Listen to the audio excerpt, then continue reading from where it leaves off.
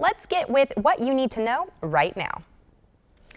This is the time of year when normally all we have to worry about is catching a cold or maybe the flu. But with COVID-19 in the mix, we don't know if that little morning sniffle is concerning or not.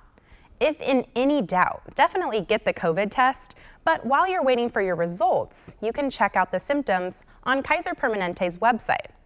You'll see that a stuffy nose and sneezing is not a typical COVID symptom, but loss of taste and smell is never seen in colds or the flu. We have a link to this important information on our website. On January 25th, the governor rescinded the state's stay-at-home orders due to projections showing greater ICU capacity.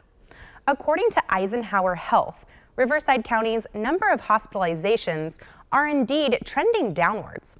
However, we are still in the most restrictive purple tier with an average of over 4,300 new cases daily. So it's understandable that many county residents wonder when they will be able to get their vaccines. Right now, vaccines are offered to those in Phase 1A, all tiers, and Phase 1B, Tier 1.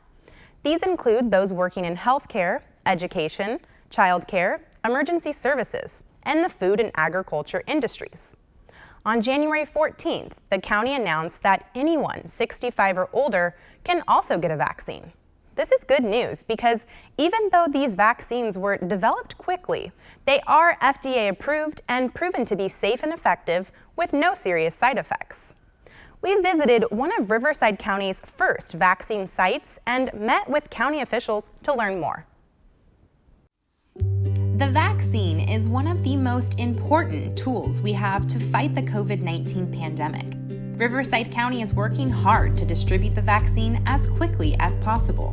People can find out where the vaccine is available to them by going to our website. They'll be able to see what phase and tier we are currently in, and it will also tell you some current vaccine clinics that are available for people to register within those groups.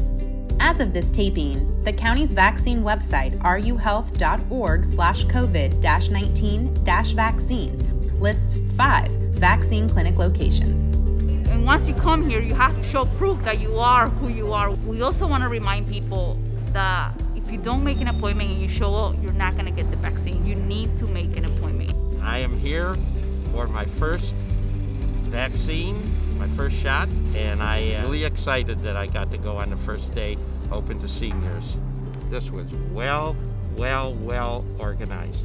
Everything was done, I guess the word is right. I'm sitting in the waiting area post-vaccine. I can't speak for my wife, but I can tell you I feel fine. I also feel good. Looking forward to shot number 2 and getting on with life. While many in the general population anxiously await for their turn to get the vaccine, they also have quite a few questions. We asked Riverside County Public Information Officer Brooke Federico to answer the questions that pop up the most frequently.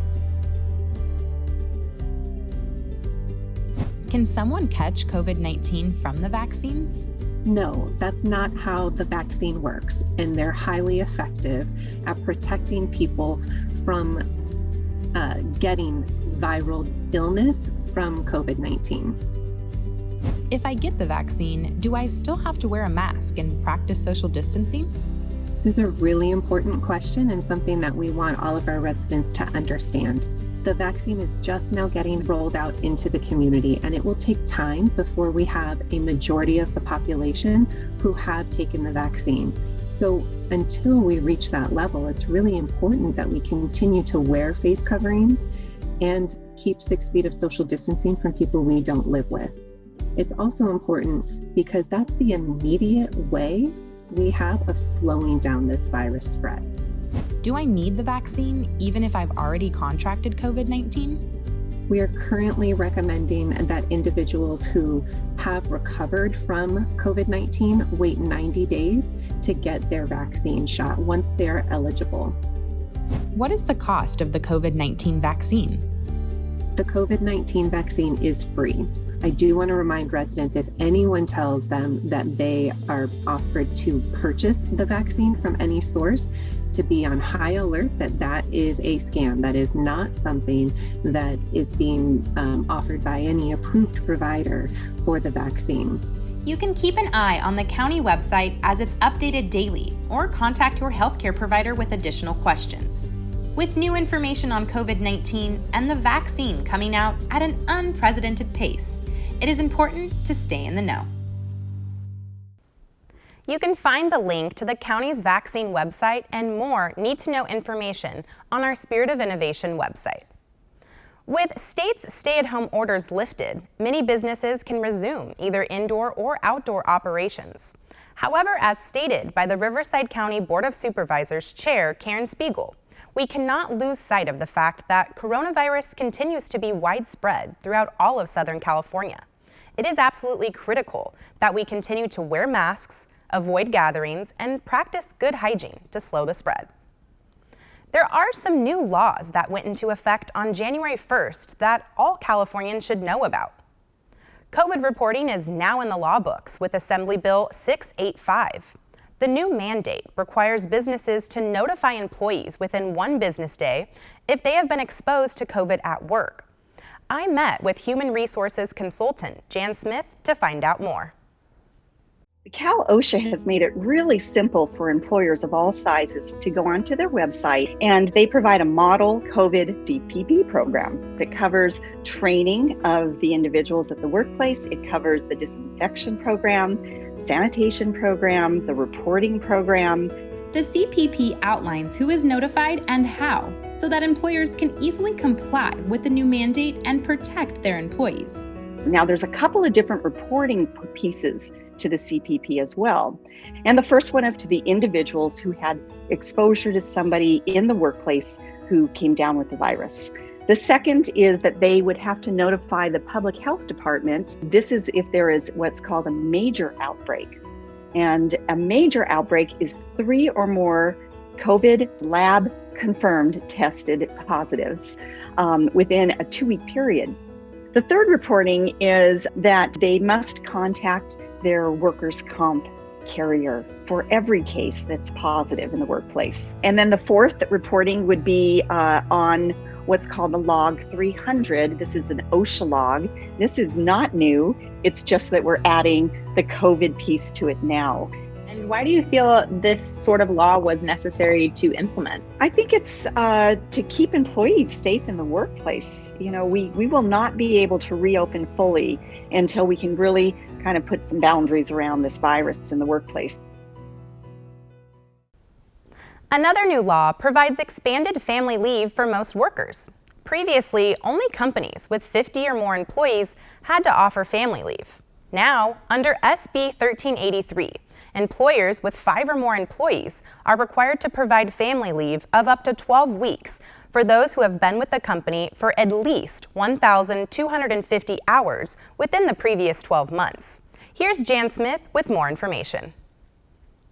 Specifically, what they can employees can expect is that they would be able to have 12 weeks of unpaid but job-protected leave to care for themselves or family members for major illness. It has also always been what we call the baby bond leave. Employees would use that when they were finished with their pregnancy disability leave. And the leave has been extended to cover more people in your family. It covers a broader group to cover grandparents and parents, domestic partner and their children, all adult children, and legally married spouse. For the first time since its inception, the California Family Rights Act will also cover active members of the military. We have a major military base here in Southern California, so we have a lot of people in the armed forces here, and this covers the employee's spouse, domestic partner, child or parent that is in the armed forces. So there's some broader coverage in this than there's ever been in the past. Another new law is the CalSavers program, which requires employers to enroll their employees in a retirement savings plan, which deducts a portion of each employee's paycheck into a savings account, unless the employee opts out. The deadline for companies with over 100 employees to register with the state CalSavers program was in September of 2020. Those with over 50 employees must comply by June 30th, and businesses with 5 or more employees have until June of 2022. Prior to the new enactment of SB 855, state law only required treatment for the most serious mental health issues. But now, all mental health and substance use disorders will be covered by insurance. California has become the first state to take a serious look at slavery reparations. AB 3121 mandates a 9-person committee to research California's complicity in slavery and formulate a plan for some type of reparations. This may come in the form of direct cash payments, subsidized education, healthcare, and/or housing.